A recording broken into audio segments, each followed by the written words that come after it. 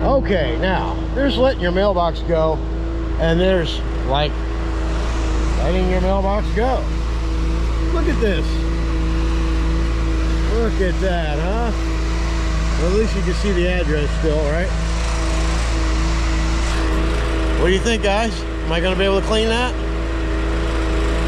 We'll be back.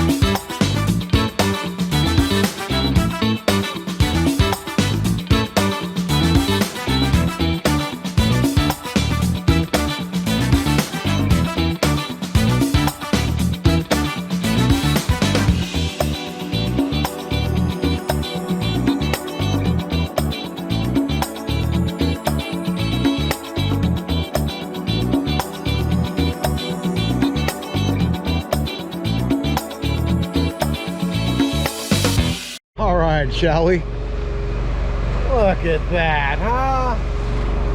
Come on, man. Don't get no better than that. And look at this house, huh? Looks good. The driveway came out nice. House looks good. Now, I don't do wood fences, but I went ahead and did this. I treated it with SH when I first got here. I let it sit here the whole time. And I just basically rinsed it off with a just a rinse tip.